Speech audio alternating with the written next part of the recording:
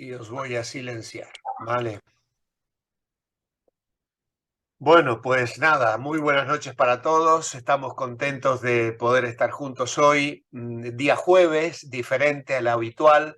Os agradezco el esfuerzo que hacéis de tomar un día antes para compartir juntos. Nosotros, ahí está entrando María Jesús ahora mismo. Hemos estado en el grupo de hogar que tenemos aquí. Hemos sido 19 personas reunidas, 20 personas reunidas en casa de Samuel y Lita, y hemos disfrutado 2 horas hermosas de alabanza, Acabo de oración, llegar ahora mismito, algunas risas pastor. también. Así Sí, que lo hemos pasado muy bien, gracias a Dios. gracias. Eh, Vamos entonces a orar y comenzamos con la clase de hoy. Padre bendito, queremos darte gracias porque eres un Dios bueno con nosotros. Gracias por tu fidelidad, gracias por tu palabra, gracias Señor por el gozo de estar juntos, gracias también por las buenas noticias del embarazo de Mónica esta semana. Sigue extendiendo tu mano de gracia y misericordia sobre ella, sobre la bebé. Señor, pedimos que nos hables al corazón esta noche. Queremos oír tu voz, conocerte un poco más y saber un poco más de lo que esperas de nosotros en nuestra vida cristiana, en nuestra actitud hacia nuestros semejantes. Ayúdanos, Señor, en esta hora, porque lo pedimos a ti, orando en el nombre del Señor Jesucristo. Amén. Muy bien. Vamos entonces a compartir la pantalla.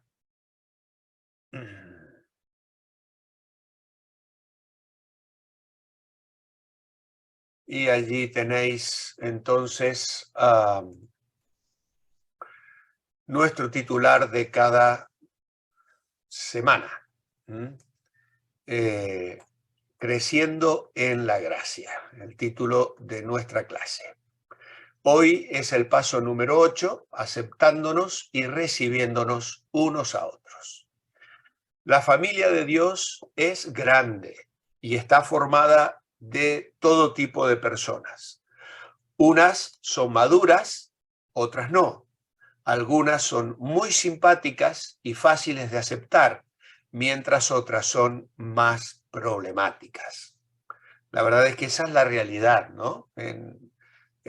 Somos pocos y nos conocemos mucho, solemos decir, en iglesias pequeñas, ¿no? O en los contextos de grupitos pequeños. Dice la Biblia, nos exhorta a recibirnos o aceptarnos los unos a los otros. Sean como sean, Dios busca la unidad entre todos sus hijos.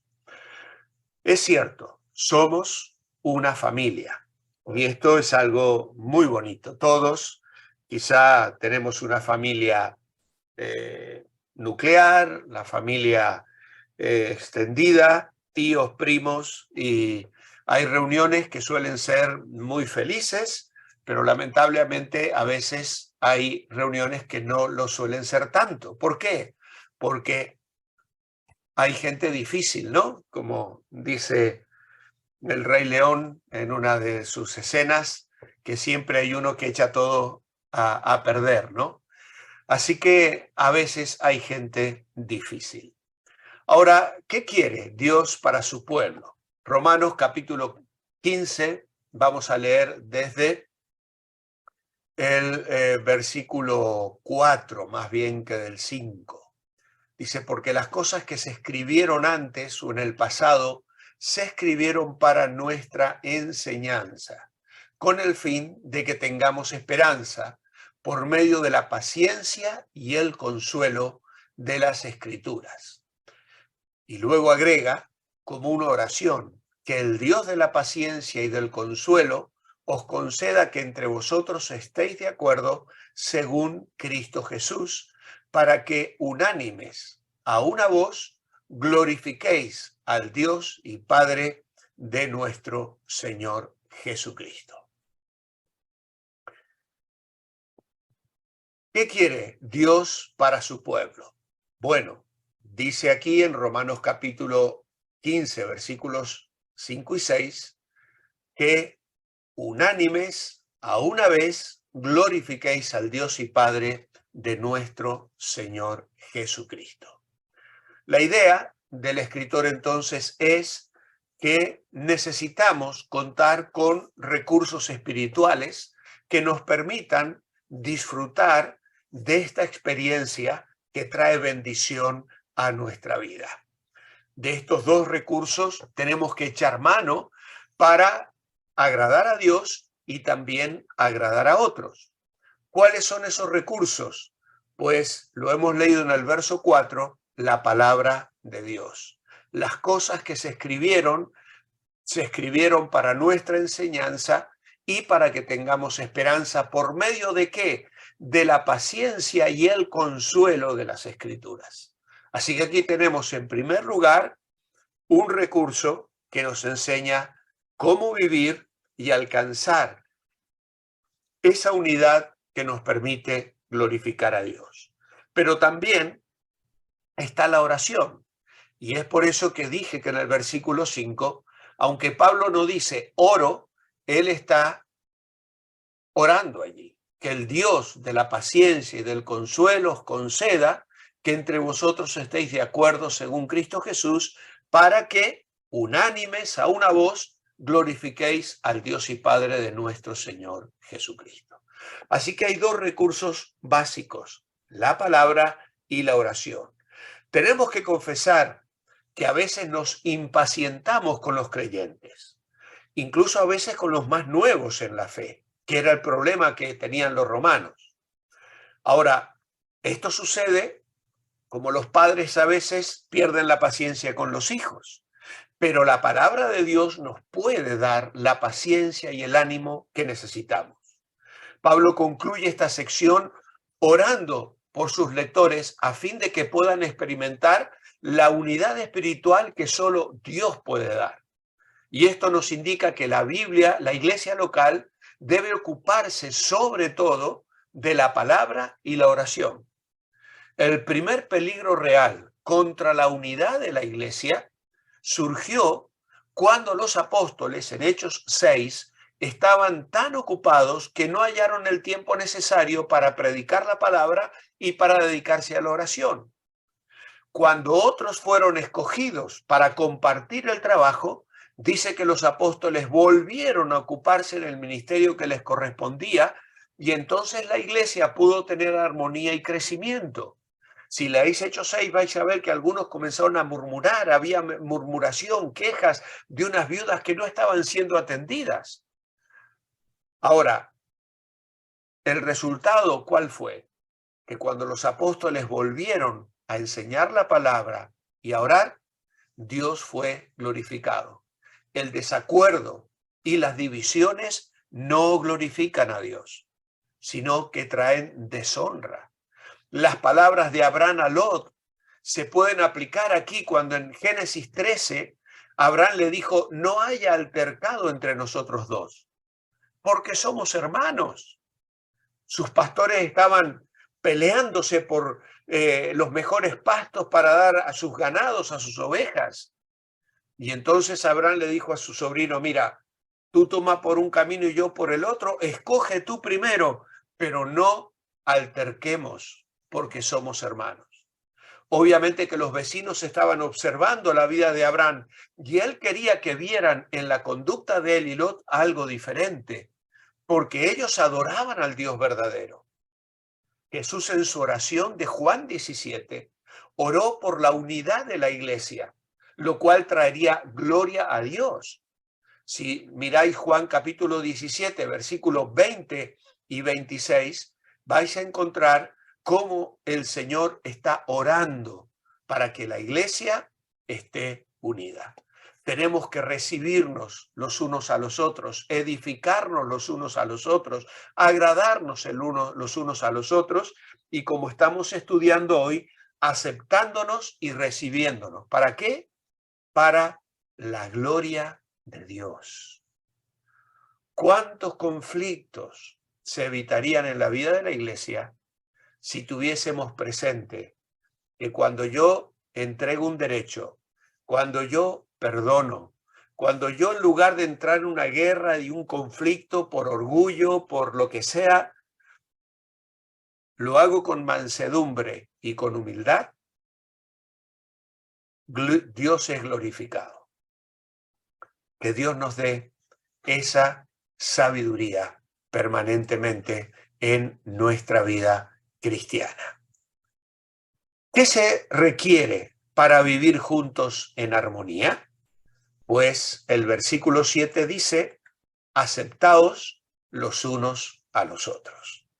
Así que tenemos que aceptarse unos a otros y la idea es recibir, cuando yo recibo a otra persona. Una de las cosas que tenemos que entender es que cuando yo acepto el señorío de Jesús en todos los aspectos de mi vida, eso implica que yo voy a vivir sus valores y su perspectiva.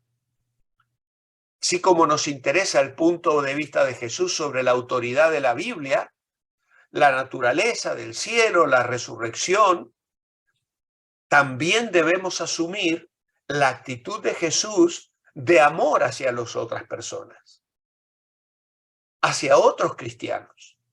A medida que crecemos en la fe y conocemos mejor a Jesús, llegamos a ser más capaces de mantener cada día esta actitud de amorosa unidad.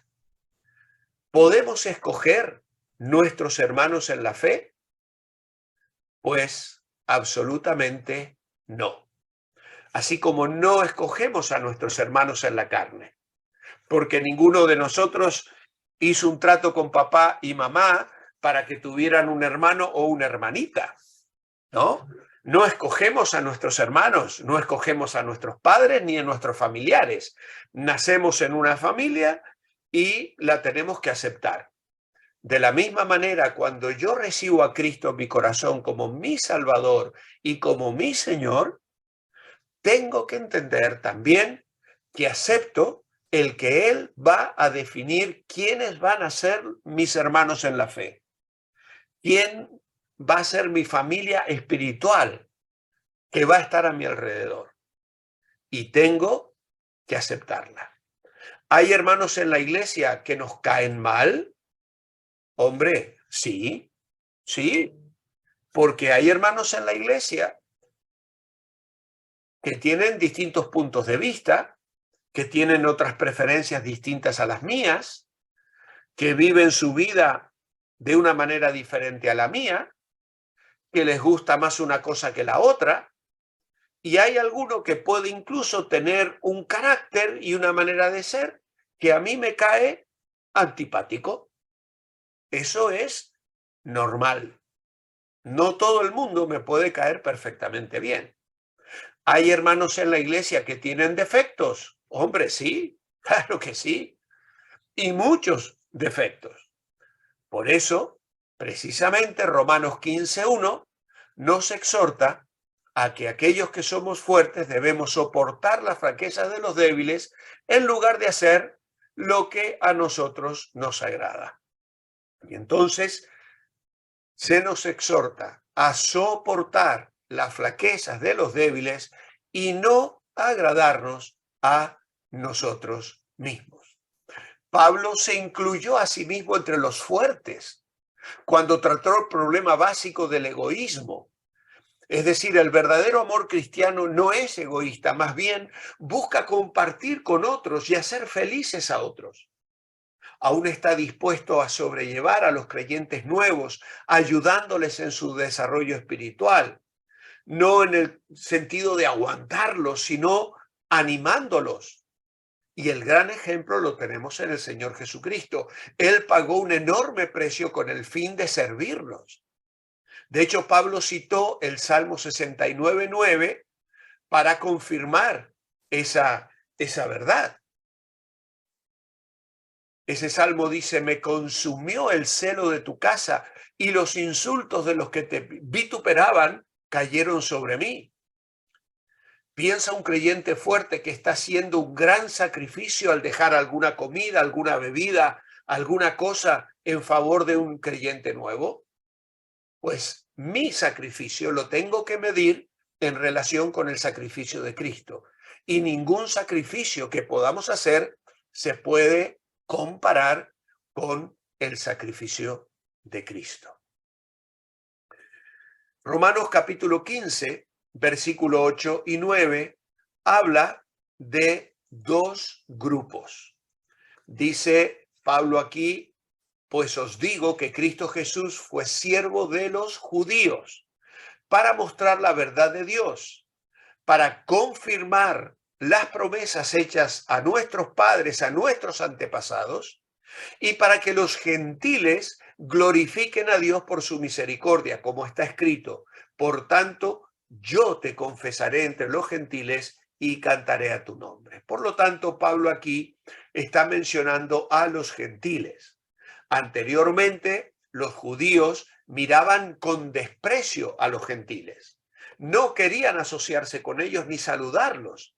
Pero cuando recibieron a Cristo, las cosas cambiaron. Dios los hizo una familia. Ahora, para mostrar que el plan de Dios siempre ha sido llevar judíos y gentiles por igual al reino de Dios, así como para bajar los prejuicios de los judíos cristianos en contra de los hermanos gentiles, Pablo incluye citas de la ley, de los profetas y de los salmos 2 veces. Todos estos pasajes se consideraban que se relacionaban a las divisiones reconocidas y autorizadas del Antiguo Testamento.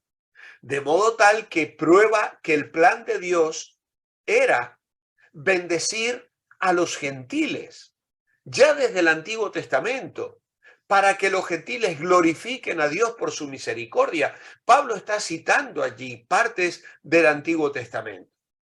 Dios extendió su gracia y su misericordia a un pueblo fuera del pacto, no solo al pueblo de Israel. Y de hecho, ya Abraham le había dicho, en ti serán benditas todas las naciones de la tierra. Pablo cita 2 Samuel 22:50 y el Salmo 18:49. Allí el salmista canta alabanza a Dios entre las naciones, haciendo una alusión a los gentiles. Ahora también vamos a ver en Lucas 19 cómo el Señor trata con Zaqueo. ¿Qué reputación tenía Zaqueo? Muy mala, porque su riqueza venía de recaudar impuestos. Creo que todos recordáis esta historia. No voy a leer los 10 versículos, pero dice que el Señor iba recorriendo la ciudad y un hombre rico llamado Zaqueo, jefe de los recaudadores de impuestos, quería ver quién era Jesús, pero como era pequeño de estatura, echó a correr, se adelantó a todos y trepó a un árbol, a un sicómoro para verle. Porque Jesús iba a pasar por allí. Pero cuando Jesús llegó, miró hacia el árbol y le dijo, Zaqueo, date prisa, desciende, que hoy me voy a hospedar en tu casa. Y dice que bajó lleno de alegría y recibió en su casa a Jesús. Y claro, todos murmuraban diciendo, ha entrado a hospedarse en casa de un hombre pecador. Pero Zaqueo se puso en pie y dijo, Señor, voy a dar la mitad de mis bienes a los pobres. Y si en algo he defraudado a alguien, se lo devolveré cuadruplicado. Jesús dijo, hoy ha venido la salvación a esta casa. Porque Zaqueo también es hijo de Abraham. El Hijo del Hombre vino a buscar y salvar lo que se había perdido. Bueno, creo que todos sabéis que para financiar el gran imperio mundial, los romanos cargaron impuestos elevados a las naciones que estaban bajo su dominio. Los judíos se oponían a estos impuestos porque los servían para apoyar un gobierno secular y a sus dioses paganos. Pero aún así los judíos estaban obligados a pagar. Ahora, los cobradores de impuestos eran las personas más impopulares en Israel. A los judíos por nacimiento que optaban trabajar para los romanos se les consideraba traidores. Y además, todos sabían que los cobradores de impuestos se enriquecieron a expensas de sus compatriotas. ¿Por qué? Porque aumentaban y cobraban impuestos de más.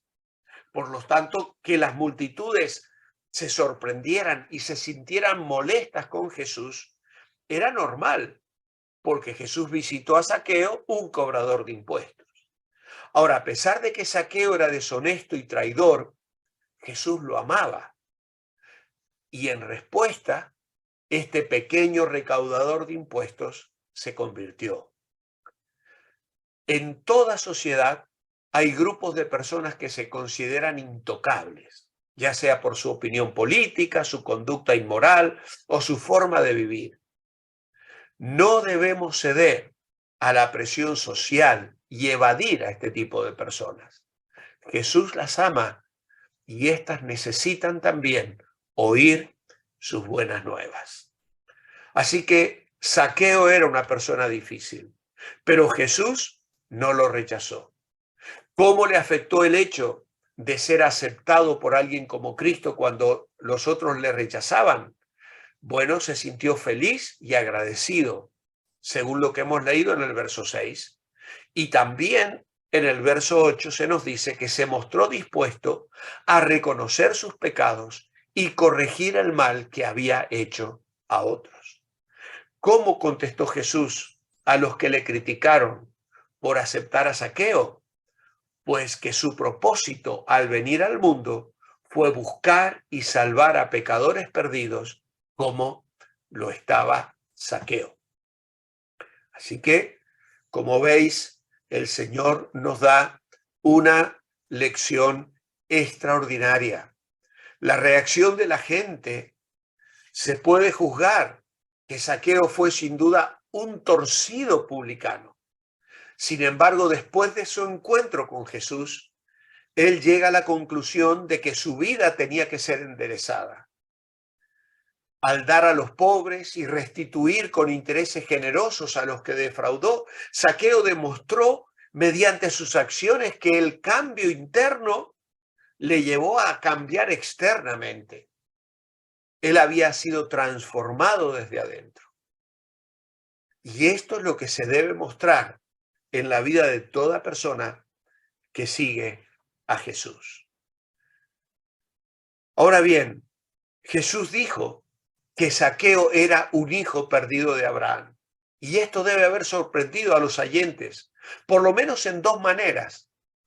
No les debe haber gustado reconocer que ese cobrador de impuestos era un compatriota hijo de Abraham. Y no deben haber deseado admitir que los hijos de Abraham se pudieran perder. Una persona no salva, aunque sea de un linaje notable, no va a ser salva por eso, ni se condena por ser malo. En realidad lo que la gente necesita es la fe. La fe es más importante que la estirpe. A Jesús le interesa llevar su reino a los perdidos, sin importarle los antecedentes ni estilo de vida. Mediante la fe los perdona y los hace nuevas criaturas. Segunda Corintios 5:17 dice, si alguno está en Cristo, nueva criatura es. Las cosas viejas pasaron, son todas hechas nuevas. La iglesia es una familia y a la vez es un refugio y un hospital. Pero, ¿de qué serviría un hospital si solo aceptara a gente sana? Pues no serviría para nada, pues no sería de ayuda. Ahora, en Lucas 15:7 se habla del gozo que hay en el cielo cuando un pecador se arrepiente. Allí tenemos la historia del hijo pródigo, tenemos la historia de la oveja perdida. Y dice, os digo que igualmente habrá más gozo en el cielo por un pecador que se arrepiente que por 99 justos que no necesitan de arrepentimiento. Así que Dios busca y acoge a los que están descarriados. ¿Debemos hacer menos nosotros? ¿A cuáles personas debemos recibir en nuestra iglesia? ¿A los agradables? ¿A los ricos? ¿A los que opinan diferente a nosotros? ¿Los que nos caen mal, los pobres? ¿Los fuertes o maduros, los adictos? los extranjeros y gente de diferente raza, los débiles o inmaduros, los de baja moralidad. ¿A quién debemos recibir en nuestra iglesia? Pues en nuestras iglesias tenemos que recibir a todos, absolutamente a todos. La iglesia debe tener abierto los brazos y el corazón de la gente para recibir a todo tipo de personas. Y obviamente explicarles el evangelio y llevarles a la fe en Jesucristo. Si aceptamos todo este tipo de personas, ¿quiere decir que la iglesia no puede establecer normas altas de comportamiento? No, sí que puede y debe. ¿Por qué? Bueno, porque la iglesia anima a la gente a vivir en santidad. Recibir a los débiles no quiere decir permitirles dominar o causar divisiones. Significa que los vamos a edificar, que es la cita con la que comenzábamos el estudio. Los débiles deben crecer en la fe y llegar a ser fuertes. No pueden permanecer en una situación como un niño caprichoso de 3 años. Yo a un niño de 3 años le acepto ciertas cosas, pero a un niño de 5, de 7 o de 10 ya no se las acepto igual. ¿Por qué? Porque ya es responsable, porque ya entiende, y esto también pasa en la vida cristiana. ¿Qué podría hacer usted para ayudar a las siguientes personas a sentirse más cómodas en su iglesia? Piense en personas específicas. Bueno, por ejemplo, los tímidos. Yo he puesto aquí algunas cosas. Debo acercarme para entablar una conversación, mostrarles interés y hacerlos sentir bien, hacerlos sentir cómodos. Una persona tímida generalmente le cuesta hablar, pero aún yo tengo que mostrarle interés, tengo que acercarme, tengo que intentar hacerle sentir como en su casa, como solemos decir. Luego también las visitas, hacerlos sentir bienvenidos, prestarles atención, ayudarles en todo lo que podamos también para que estén cómodos. Cuando una persona nos visita por primera vez, le recibimos amablemente, le saludamos, le entregamos una tarjeta de bienvenida, le explicamos dónde están los baños, dónde está la cocina, si necesita cualquier cosa que pregunte, nos ponemos a su disposición. Pero ¿qué pasa con las personas difíciles? Bueno, tratamos de evitar temas conflictivos, tratamos de escuchar a las personas difíciles, es importante que las escuchemos e intentemos comprender sus puntos de vista. Tenemos que buscar vías de comunicación. Eso es muy, pero muy importante. Intentar nosotros buscar vías de comunicación. Por ejemplo, invitarlos a tomar café, cenar y orar por ellos. Orar por ellos. Muchas veces la oración y luego la comunicación hace que lo que me parecía que era una persona difícil, luego cambia completamente, su actitud es absolutamente diferente y descubro en él a un amigo, a una amistad, a un verdadero hermano, hermana en la fe. Muy bien, prácticamente ya estamos terminando. ¿Qué problema señala Santiago capítulo 2, versículo 1 y 4? Dice, hermanos míos, vosotros que tenéis fe en nuestro glorioso Señor Jesucristo, no debéis hacer acepción de personas.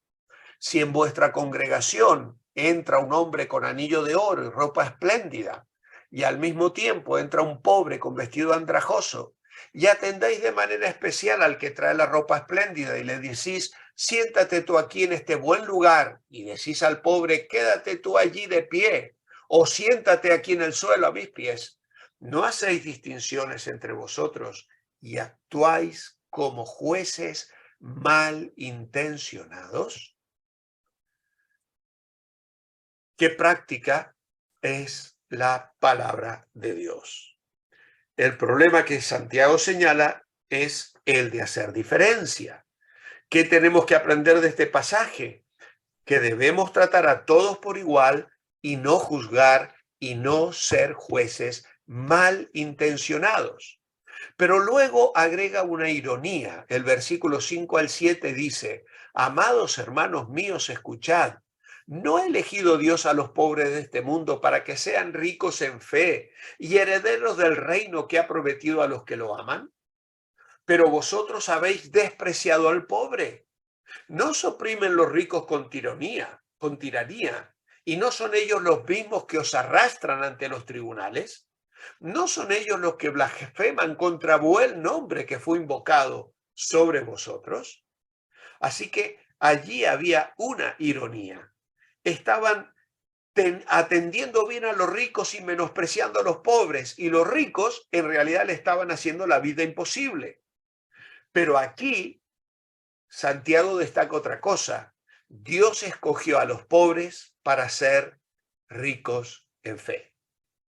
Así que no solo esto, sino que los hermanos humildes, los tímidos y otros que no impresionan al primer vistazo, a veces son los que tienen más que ofrecer. Así que ¿cuánto tenemos que aprender? Nuestra fe en el Señor debe ser sin acepción de personas. No tenemos que buscar reconocimiento y honor. Tenemos que servir a los demás. Tenemos que evitar grupitos. Tenemos que atender a los nuevos creyentes, incorporarles rápidamente, porque a veces hacemos grupitos de amigos y es muy difícil entrar en ellos. Santiago amonestaba a los creyentes que estaban buscando distinción sin atender a aquellos que la necesitaban. Luego tenemos Efesios capítulo 4, versículos 3 y 4, que nos manda a mantenernos en unidad. Dice la palabra de Dios: procurad mantener la unidad del espíritu en el vínculo de la paz. Hay un cuerpo y un espíritu, así como hay una misma esperanza a la cual fuisteis llamados según la vocación que habéis recibido. ¿Podemos estar unidos si no recibimos a todos los hermanos como están? Obviamente que no. Si no recibimos a los hermanos tal como están, pues entonces no vamos a crecer en esa unidad que el Señor nos demanda. Procurad mantener la unidad del espíritu en el vínculo de la paz. Hay un mismo cuerpo, un espíritu, una misma esperanza a la cual fuisteis llamados según la vocación que habéis recibido. Ahora bien, dignos de honra. ¿Qué otro tipo de persona podemos recibir en la iglesia? Filipenses 2:25, pues ahí tenemos a Pablo enviando a Epafrodito, hermano, colaborador, compañero, y luego en el versículo 29 dice: recibidlo pues en el Señor con todo gozo y tened en estima a los que son como él. Por lo tanto, tenemos que recibir a los que sirven a Dios, y también cómo debemos recibirlos: con gozo y honrándolos por su ministerio.